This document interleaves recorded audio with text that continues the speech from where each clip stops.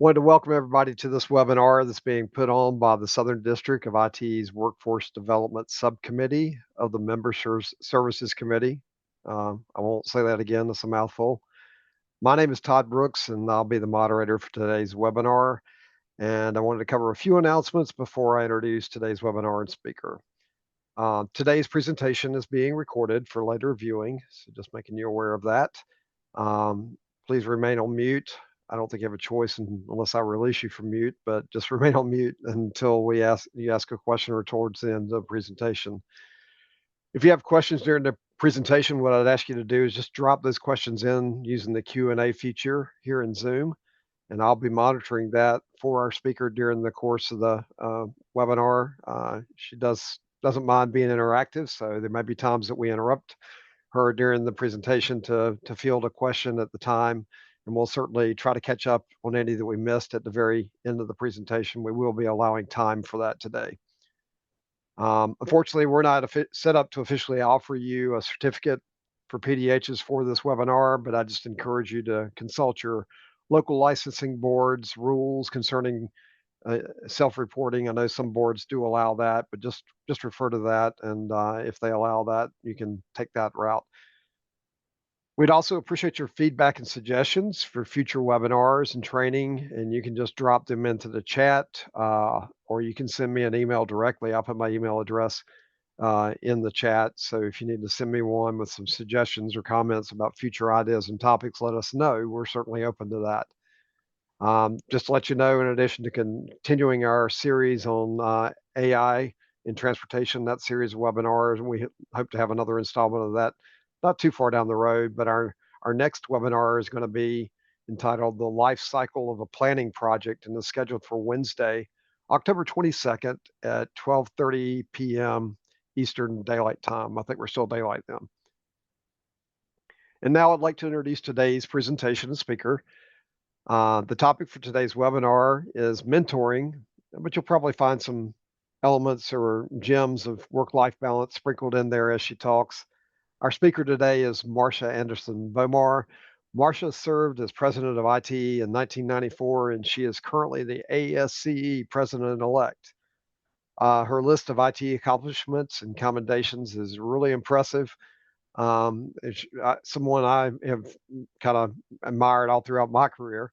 Marcia was chosen as an honorary member of ITE in 2018, and if you don't know, there have been only 97 of those since in this ITE's highest honor since it was first awarded in 1933. She's an ITE fellow, and from the Southern District of ITE, Marcia received the Marvel J. Hensley Outstanding Individual Activity Award in 1995, plus the Herman J. Hughes Distinguished Service Award in 2007. And she is a strategic transportation advisor for GHD. If you want to, the list goes on, and don't want to take away from her content today, but I'd encourage you to visit her LinkedIn profile to see more about her. But definitely very well qualified and highly experienced to speak on this topic. I'll be taking notes, as I hope you are. Today's webinar will be an in-depth and engaging and hopefully interactive exploration and discussion of these timely topics as Marcia shares some of her experiences and lessons learned throughout her impressive and highly successful career. Marcia, just thank you so much for presenting today and sharing with us. And now let's talk about life's lessons and mentoring. Great. Todd, thank you so much for that very generous introduction. I think the bottom line is I've been around so long that stuff happens when you've been in your career for as long as I have. But I'm very honored to be with you today and to talk about a topic that is so near and dear to my heart. When Todd approached me, I actually went back and reflected that the year that I was president of ITE, I got to write a column every month in the journal, and quite a few of them were either about mentoring or involved some examples of mentoring activities, and that has been consistent through my career. So this is a topic that I think is very important, probably as much because I think it is a little bit different than most people imagine. So I'm hoping that I stir some curiosity in you before we're done today. Oh, sorry, it flipped through my entire presentation. Well, here we go. Let's see if we can get it to stop on the next slide. Nope.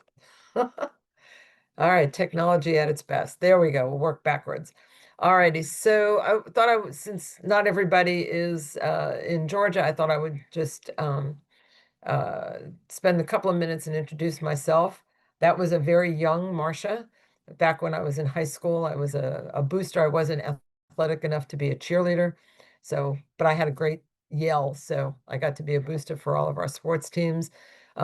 Not sure how I knew, but I always knew I wanted to be an engineer.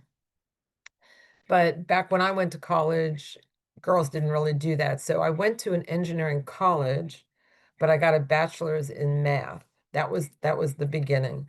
But I really wanted to go into engineering. So when I finished that, I had the opportunity to go back and get my master's in transportation planning and engineering. And then I love to go to school. Anybody who knows me knows that I love to learn. So then I went back to school again. I finally got my master's degree in engineering, civil engineering at Princeton. And then I had a lifelong dream of doing a doctorate, and circumstances earlier in my life didn't allow that to happen. So a couple of years ago, just prior to COVID, actually, I decided it was time and I went back to school and last year completed my PhD.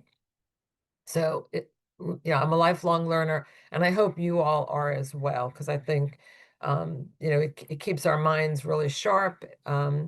We get to learn new things, we get to contribute more, and I think it's just important in our lives. Let's see. Oh, well, so sorry. Okay, so did all my education prior to my PhD up north, and then I moved down to Georgia. When I moved, I had my oldest child already, and then two more once I arrived in Georgia. And unfortunately, when my daughter was 3 years old, um my husband and I decided that we were not going to go forward together. And so I ended up as a single mom with three children, and um, decided for a variety of reasons it was time for me to start a company. So with my daughter at 6 months old, I started Street Smarts, and then a couple of years later, I started Data Smarts. Not sure what's happening. Well, now those little kids are all grown up. My oldest graduated from college in 2005. The other two in 2010 and 2012. They're all married. I have three wonderful grandchildren.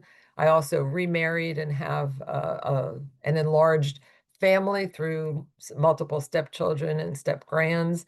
My daughter now serves in the Navy. She's an officer on the USS Abraham Lincoln. And when she came home at Christmas time, my grandkids got to meet Abraham Lincoln in person. Okay. Yeah. Sorry.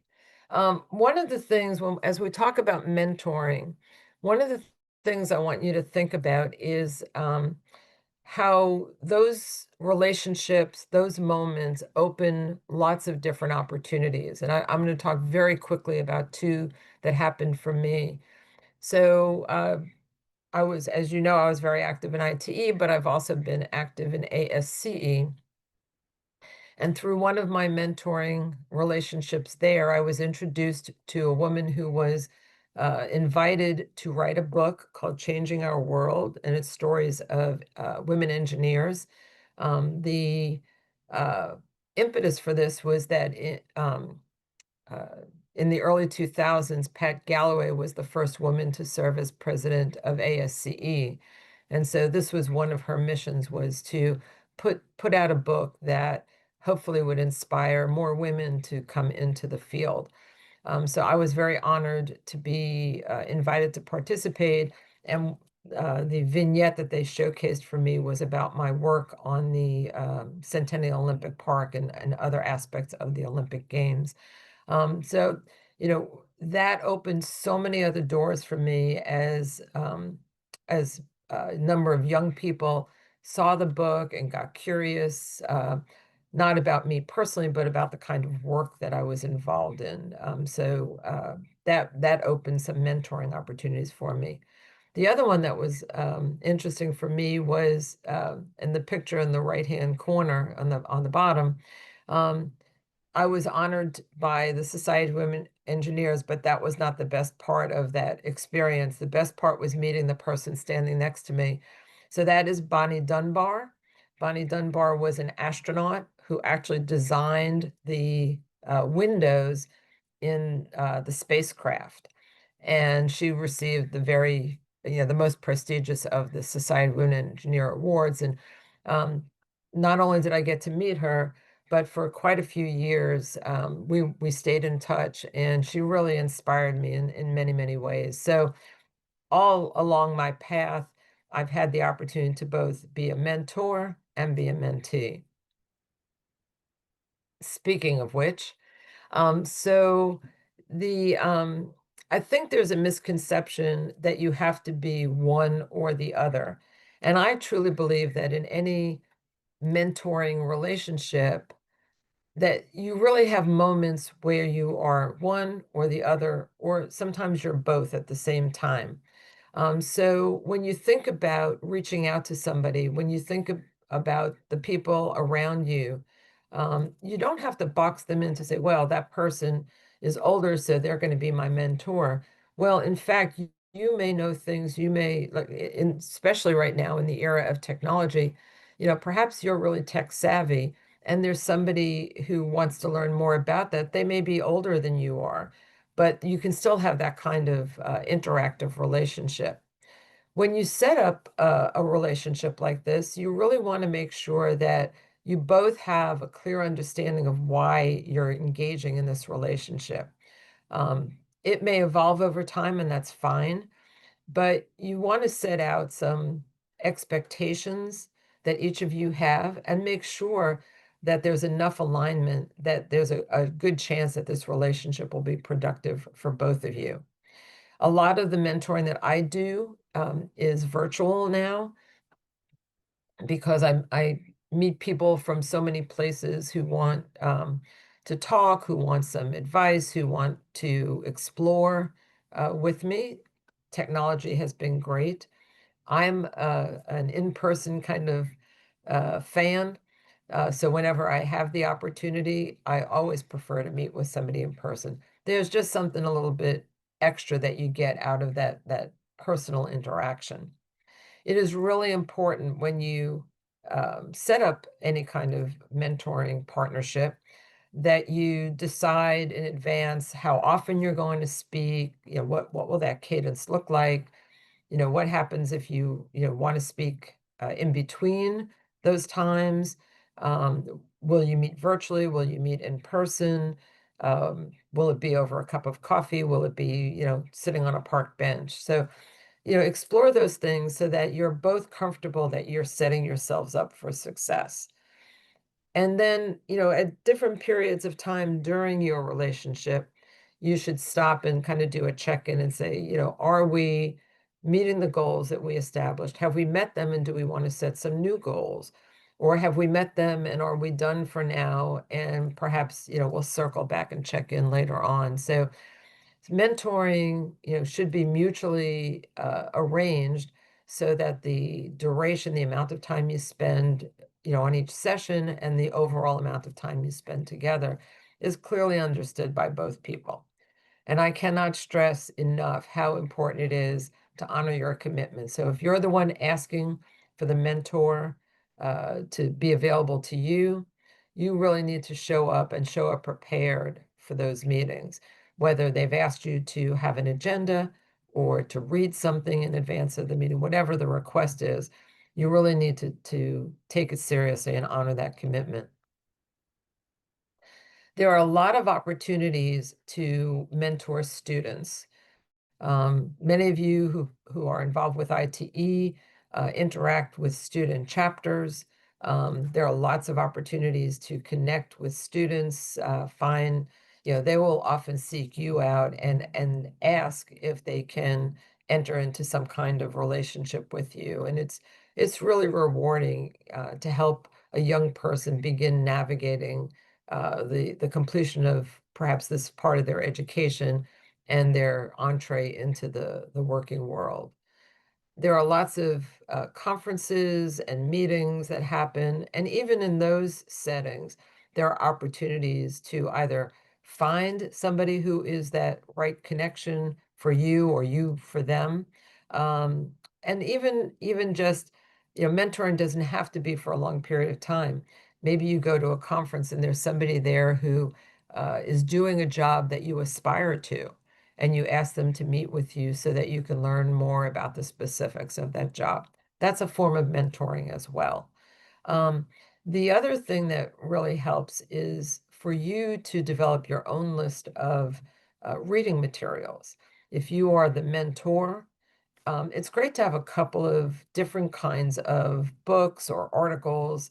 Uh, in this day and age, it could be a podcast, it could be a YouTube video that you share with the person with whom you're working.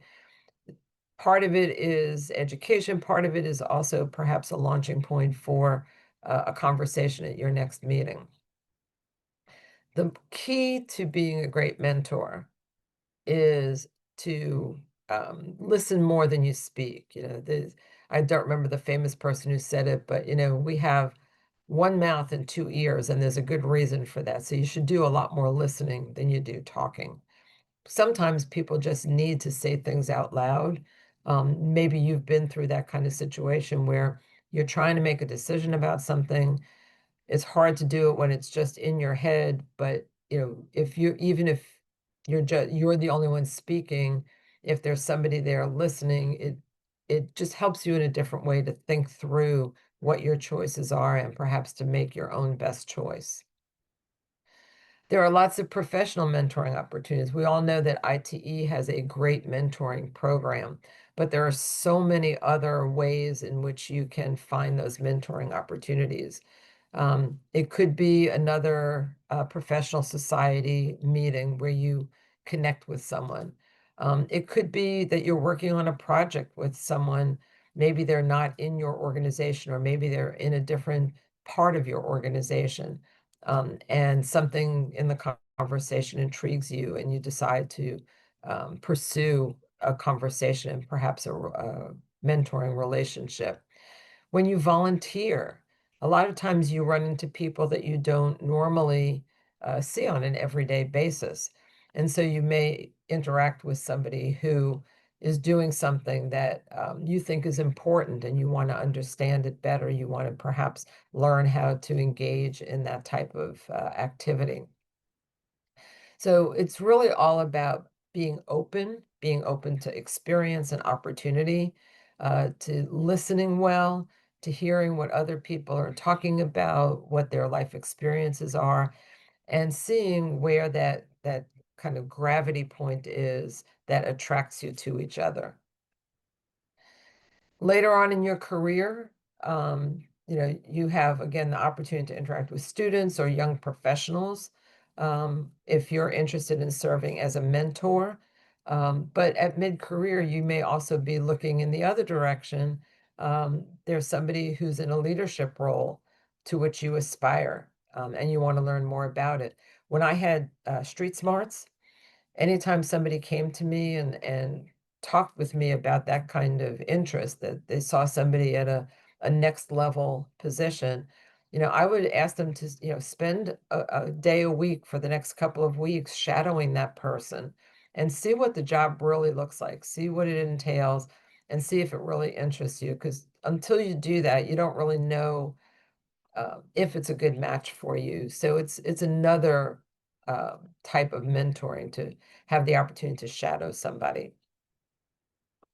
I think it's very important that part of the conversation be, if I'm in a mentoring relationship, I always encourage the person who considers themselves the mentee to make sure that when they get to the point that they feel comfortable, that they kind of turn around and become the mentor for somebody else. So I think that's very important. But the relationship that you form is not just about how do I do my job better or how do I aspire to a leadership position. It can touch any particular part of your life or particularly your professional life. So this list is just a few other ways in which that relationship could encourage and inspire you. I will tell you, when I first started doing public speaking, not only was I terrible, but I was terrified. And it was only through encouragement and really my job kind of forcing me to have to do more and more presentations that I got over the hurdle of being so terrified to where I can now feel really comfortable in most cases. I still get nervous. Nervous energy is good. It keeps you from yawning at your own presentation. But it does give you confidence over time to get up and speak to a group. So there are a lot of different ways in which you may need somebody to mentor you to kind of go to the next level, uh, or you mentoring somebody else to give them the confidence to do any one of these or other types of activities that stretch them. So then you get to be maybe not as old as me, but you get to be in a more senior role. So what are some of the differences, some of the things that you can do as a mentor at that point? So one of the things, as you might imagine, I have a pretty large network after all the years of my um, being involved in different organizations, both professional, political, if you will, having served as an elected official, so many different networks that I plug into.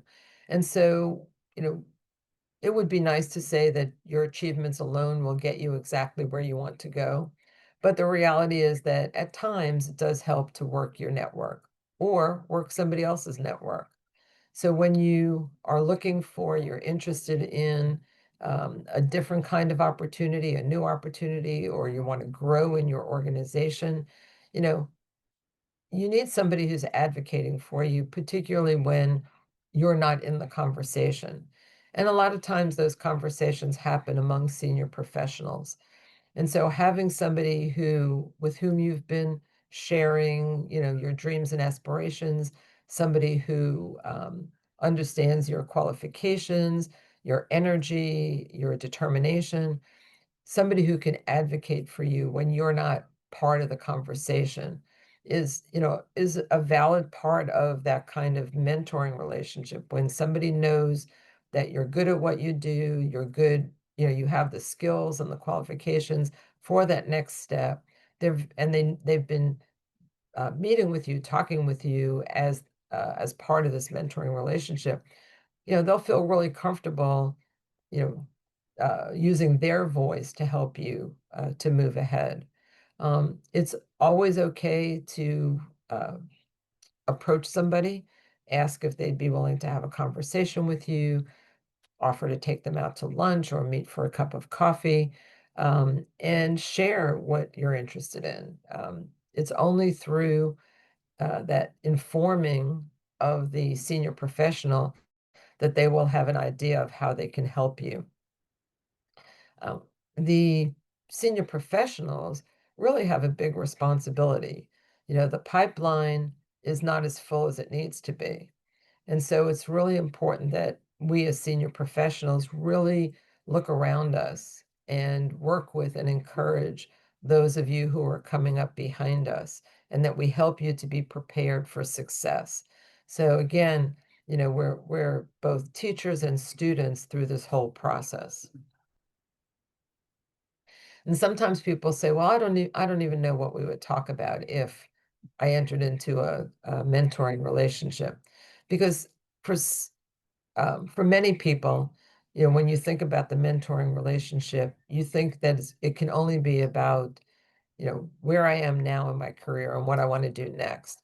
But it really can be about so much more. And this is just a really short list of possible topics. I always try to have one discussion topic defined before we start, when we start a mentoring conversation. And you may only talk about that topic, or you may branch into 5 other topics before the conversation is over. But it helps to have a launch point, and it also helps you to move through a range of topics so that, every call doesn't start with, "Oh, well, what should we talk about today?" And "I don't really know." And, all of those kind of vague, unprepared kind of comments. There are so many things that matter to you in your professional life, in your personal life, and the two, although distinct in some ways, what's happening in your personal life is going to affect your professional life. I said in the beginning, the in my title that we go through seasons in our careers. Those seasons may have to do with your personal journey. You may at some point get married, you may at some point have children, or you may have elderly parents whom you need to take care of. There are a lot of different ways in which your personal life influences the rest of your life. You may be somebody who just wants to travel whenever you're not working. That's why I'm sitting at Hartsfield Airport having this call, because I love to travel. And as part of my ASCE responsibilities, I get to travel all the time. So that's going to affect other parts of my life, my professional life. So, in any one of these areas, there will be things where you feel very strong and confident. But there'll also be things where you haven't had experience. You may have a lot of questions. And so any of these topics are good launch points. And I'm sure if I gave you an assignment right now to come up with 5 more topics, I'm sure that you could come up with more pretty readily. So make sure that you're really thinking about the range of things you could talk about, and pick different types of topics to talk about. One of the things I force myself to do, I could spend all of my time reading technical literature, and I would be really smart that way. But I feel like I'm not going to be a well-rounded person if that's the only kind of material that I read. So, I like to read novels. I'm particularly a fan of historical fiction, and I like to read about different cultures. And so, I make a point of always reading some kind of book that has absolutely nothing to do with my professional life, because I think it also keeps me very energized to have my brain stimulated about other kinds of things. So that's one of the reasons why topics that are not necessarily career or professional topics are also important, because you are a whole person, and how you progress through your career is certainly influenced by your personal construct. Marcia, we've got a couple of questions in the Q&A. Would Sure, you like to pause and take those now? sure. Or okay. Yeah, happy to do that. Yeah, the same person, so you're getting a couple of Okay, things that's here, fine. but Ron's got a couple of good questions here. He says, I'll read them, see if you can't see them very easily. Considering being both a mentor and a mentee is a great thought. I guess going back to what you're talking about, the dual roles. He asked, does it take place within an individual session, or is it formally acknowledged, or is it just thoughtfully recognized without stating such? All of the above. Actually, it depends on the people involved, you could set boundaries and say, well, today I'm going to be the mentor and you're going to be the mentee, or it could just, flow. I may give you an example of something that I've experienced. And when you give me an example of what you've experienced, now we've both played the mentor and mentee role, you know. So I think it works best when it's a little bit more organic and happens a little bit more naturally. Um, but I think you can, if you're interested, especially if you have a longer term relationship, you know, to say, when you set the agenda, it can be defined by the topics that you cover, who's going to be sitting in the mentor chair and who's going to be sitting in the mentee chair. Um, so you can really handle it either way. His second question is, if a person identifies someone they would like to learn from, is it better to actually use the term mentoring, or is it good enough to merely ask something like, "I would like to learn from you"? Yeah, I think, I think starting with, I'd like to learn from you, is probably a little bit less daunting or threatening. And I say that only because when you say to somebody, I'd like you to mentor me, they get this picture of, oh my God, this is going to be 2 years of an hour a week, and I don't have that kind of time. You haven't even defined what it is, or you haven't shared what it is you want to learn and, what your expectations are. So I think there's an advantage to not necessarily using that term initially. Um, and it's just saying, there are some things about my career path or about my job or about, my professional involvement that I'd like to learn about. And I'm wondering if we could have an initial conversation and then see if one conversation is sufficient or if perhaps, we might look at a little bit longer term discussion. And then you Great, can you can label it as mentoring, if you want, but that's just an easy term. It really doesn't have to be couched that way. great. Thanks for his answer, Marcia. We're all caught up. You can resume. Okay, sure, thanks. So, I think for some of us, it's pretty obvious why we might want to launch into a mentoring relationship. I'll tell you about one relationship that I've had now for, I think it's going on 15 years. So and uh, I'm hoping that you'll share the PowerPoint presentation. There's a hot link in one of my slides for a YouTube video about one of my mentoring relationships. And uh, many, many years ago, I was a speaker at a WTS leadership event. And one of the young women very boldly came up to me, you know, uh, in one of the breaks and said, I would really like you to be my mentor. I'm thinking about starting a business. And of course, I had street smarts at that time. She said, I think would be a good fit for me, and I'd like to talk about it. Um, didn't know her very well at the time. It was very bold of her to come and talk with me. But she was very respectful about it. And we set up an initial call. And uh, I guess the conclusion of it is we spent 2 years getting her ready to launch her business. Part of it was her emotionally being ready, wasn't just, all the technical things. She had the technical stuff down pat.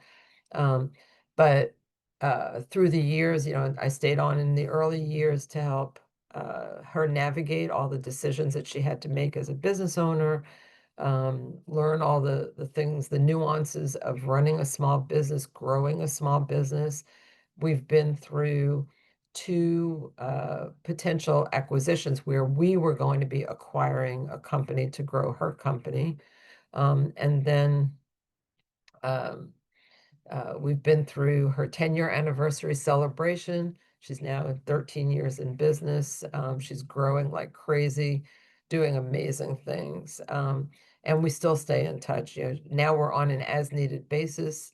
We don't talk every week the way we used to, but it's been amazing to watch her grow and thrive. And I asked her, early on to kind of pass it along, and she does a lot of mentoring now. And in fact, I've sent several people to her for internships at her company as part of kind of her payback for mentor, for the time we spent working together. Um, and she loves to do that. So, it's an easy ask for me to place people with her, but she's also mentored other small business owners. As I said, it can be a very short term, meet once, meet a couple of times type relationship, or it could be for the long term. In her case, it took her 2 years to launch her business because she had made as she puts it, a questionable decision, just as she decided to start her own company for whatever reason, she went out and bought a car that would cost her almost $60,000. And she was terrified that she wouldn't have enough money to pay for the car. And so we worked out a plan for her to aggressively pay off the car note while she was still working, so that when she started her business, the only uh, big payment she would have was her mortgage, which she had, money set aside to make sure she could always cover that.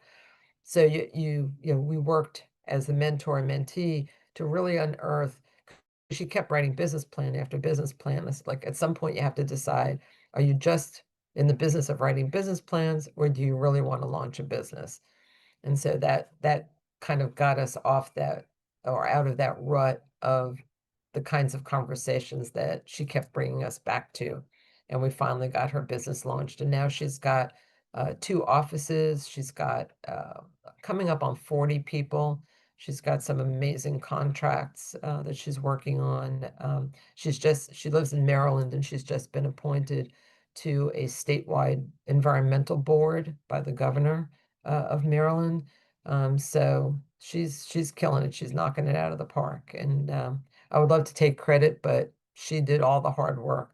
But I would like to think that I encouraged her and supported her when she needed it. Let's see. So, some of the other reasons that you may want to talk with somebody, and again, the reason you want to have these conversations could be things where you need some near-term information or encouragement, or something that's going to take a while for you to figure out. Career choices, at different times throughout your career, you may have questions about where your career is going and how to make sure it's going where you want it to go. Anytime you are either you know, getting ready for a performance review, a salary review, or if you're changing positions, you want to have a sense of what the market looks like in terms of salary and benefits.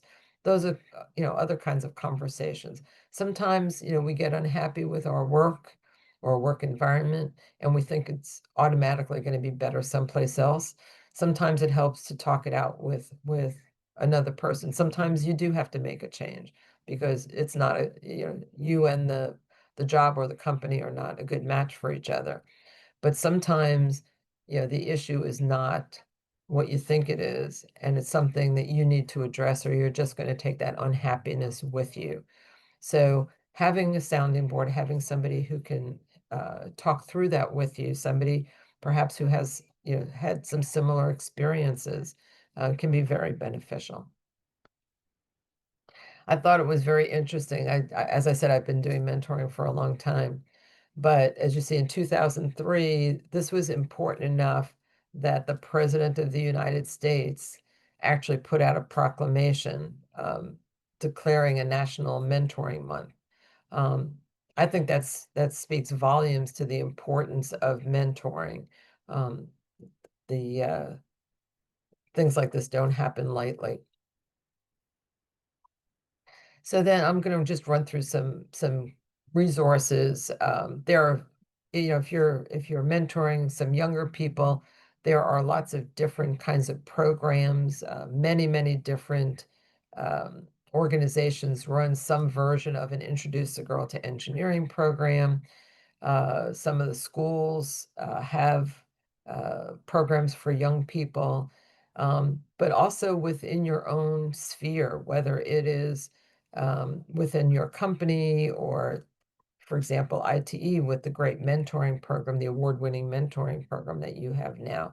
There are just so many different places where you can find somebody who is open and who has some life experience or professional experience that aligns with uh, the kinds of questions you believe you have, and has some knowledge that they could share with you. Somebody who's willing to kind of walk the journey with you. For many years, I worked in a program, the Texas A&M Mentoring Program, which was a summer program. And for those of you in Georgia, that was where I met Carla Holmes when she was a graduate student at Texas A&M. But it was a great program that was set up to really help public sector employees to really ramp up their knowledge and experience, and to build a relationship with somebody on the professional side. WTS has a program, and in fact, uh, uh, I very publicly acknowledge that I kind of stole the idea of the national WTS program, brought it down to Georgia, and we kind of tailored it to be our own, and then, something similar with ITE to get a mentoring program started. So there are lots of great examples out there. And as I always say, stealing a great idea like that is the highest form of flattery for the original authors, as long as you acknowledge their contributions. In the Atlanta program, I think one of the interesting things, and don't know that the agenda is exactly the same, but the last time I was involved with it, we tried to cover a range of topics that would be um, important or interesting as you proceeded through your career. So some of us in the engineering world are also interested in serving in the public sector. I wish more people would do that. And when I say public sector, I don't mean as a DOT employee. I'm sorry. I mean as an elected official. I think what we know and the processes that we understand are really important to bring into that otherwise heavily political environment. I served as an elected official at the city level for 16 years, and I really feel like my planning and engineering background helped me be, you know, just the best city council person I could possibly have been. We need to understand how to work with the media, particularly as you move up the ladder in your career. You may have projects that are important where the media reaches out to you. There may be a situation where they're looking for an expert. For example, when the I-85 bridge in Atlanta collapsed, the media was all over trying to find people with whom they could speak about what not only the bridge collapse, but the after effects on business, on the transportation system, et cetera. So there are lots of different topics that you can talk about that inform you and help you advance your career. It's not necessarily all technical content. As I mentioned, politics and media are important. Um, it's also really valuable for people like us to get into classrooms, into other educational environments, and talk about our careers and what we love about them and where the challenges are and what skills and opportunities there are for young people to come into the profession.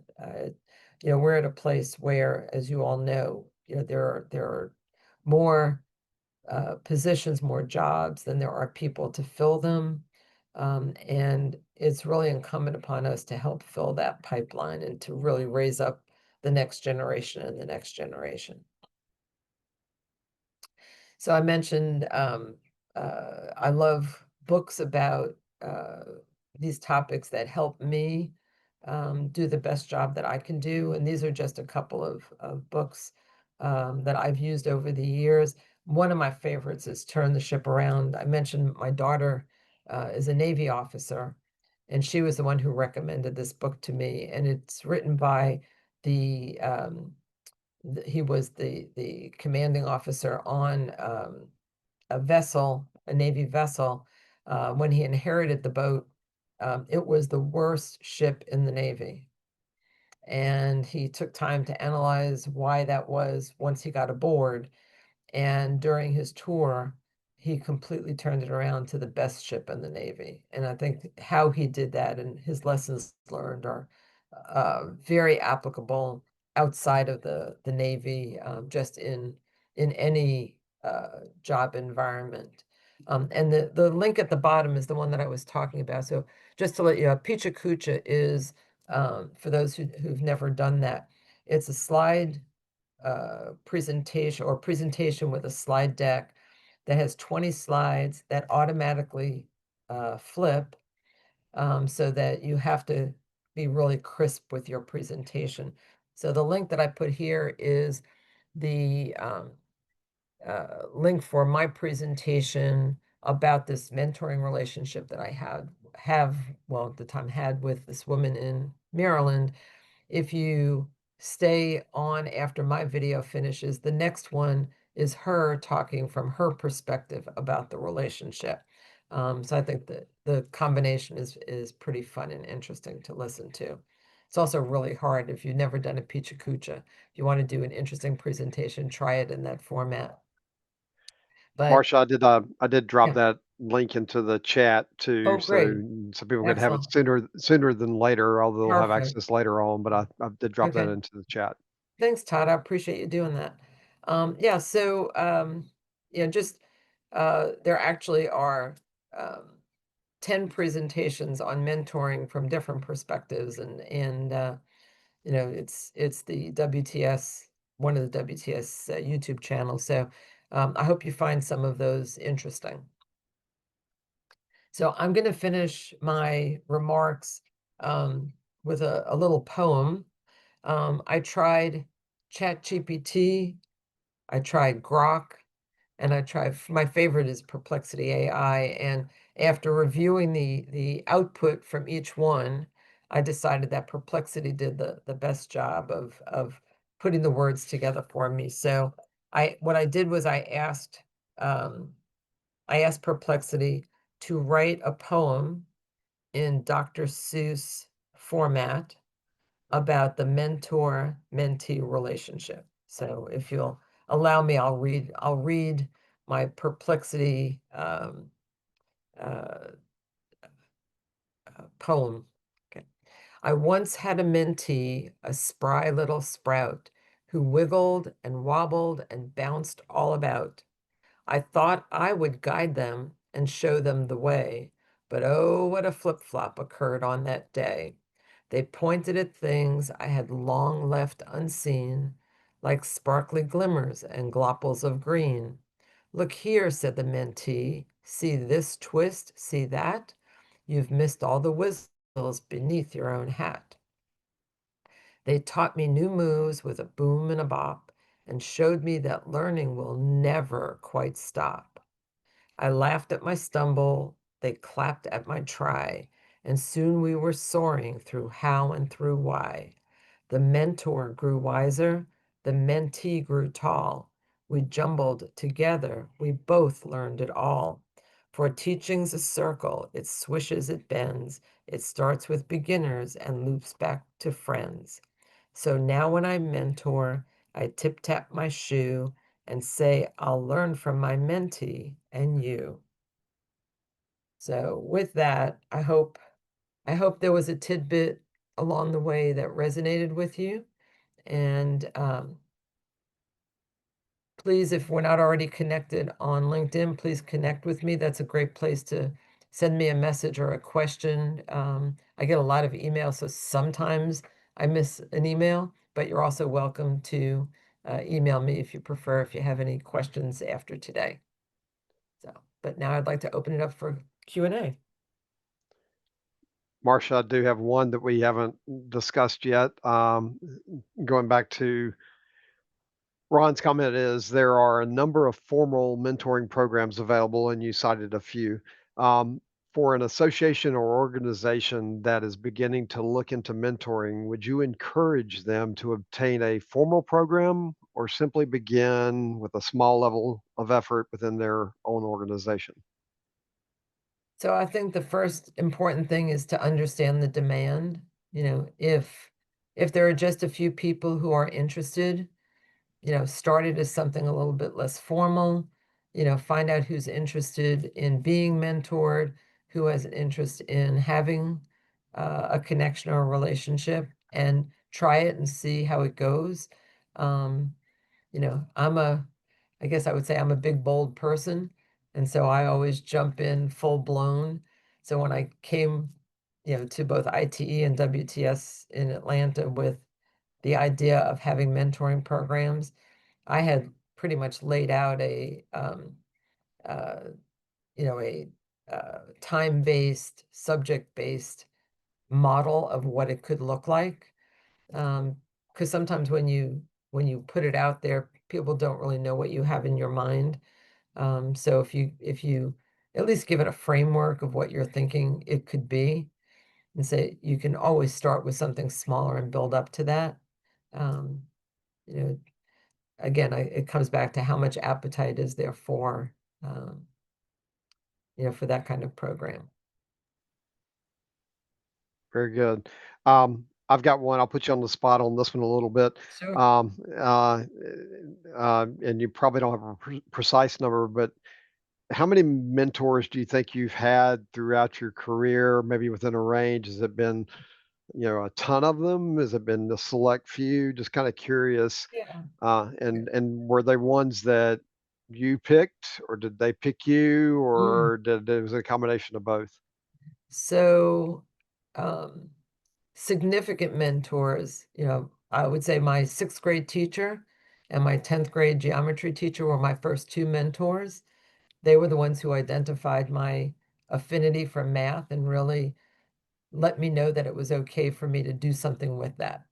I'm not sure without their push, I would be where I am today. So I consider them my early mentors.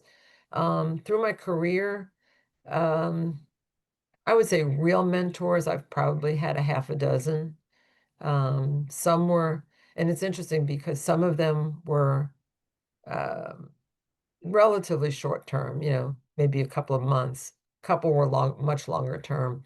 And one of them was actually, and I won't name names, but one of them was actually really positive for a long time and then went really, really bad, really south. And the mentor um, did some things that disappointed me, that embarrassed me, that were very painful for me. But I made a choice, I made a decision, because it's going to happen sometimes that you disconnect, you have different purposes or different styles. But I made the decision that I was going to take that lesson and turn it around and create something better, from that I wasn't going to wallow in the, poor pitiful me, but rather take that life lesson and do something really positive with it. And it really pushed me to ramp up my own engagement in my career, my own engagement in my professional life. My different, at the time, ITE was like the organization for me. I put pretty much, everything else on hold for that. So, hopefully almost all the time your mentoring relationship is really positive and helpful. But even if it's not, there are some really good lessons in there. And you have the choice of what to do with that. And you can let it take you down a dark path, or you can let it help shine a light. So, I appreciate that. Thank you. We've got just a few more minutes. I don't see any more questions in the Q&A. If anybody's just a thank you. Ron was just expressing his thanks for that, and it's been sure. very beneficial. But if anybody does have a last question or two, and then you've got Marsha's contact information, I will tell you that she is very responsive to LinkedIn messages. I found discovered that the emails she does respond to emails, but you may have a longer lag with that. LinkedIn, because of all her travels and all her networking and all that, seems to be a very effective way of communicating with her. Um, um, I don't see any more, so I won't prolong this. But Marsha, I just want to say thank you so much for sharing with us today and sharing your experiences. And I wasn't able, because of my role as facilitator, to take quite as many notes as I wanted to. So I'm thankful that this is going to be or has been recorded and will be available to us later. We plan to make this recording available via the Southern District of IT's YouTube channel. Great. That information is going to come out through the connector, our newsletter. If you aren't a Southern District member, we'd love to have you. First of all, a little shameless promotion there, Oh, but I uh, I yeah, am a member. yeah. But if Yeah. you're not, it's put out in our connector newsletter, and Mhm. if you don't know how to get that or don't have, I put my email in the chat. You can contact me. I'll connect you with that Oh no, information. I get it regularly, so I'm Good. good. I'm all connected. Excellent. So hopefully within the next 30 days or so, sometimes since we do have paying jobs that we have to attend to, it may take us a little bit longer to get it up there and may miss a deadline. So just bear with us on that, but it will be posted. And I will say at our next webinar, just reiterate, it'll be on October 22nd at 12:30. So mark your calendars. Some registration is not launched yet, but that'll be coming out in the next edition of the connector in 1st of October. And that'll be the life cycle of a planning project, which I'm sure will be good as well. And I just appreciate your time today, Marcia, and thank you Pleasure. for sharing with us today. Thank you. It's my All pleasure. right. Thank you for asking. All right. Thanks, everybody, and appreciate you being here today.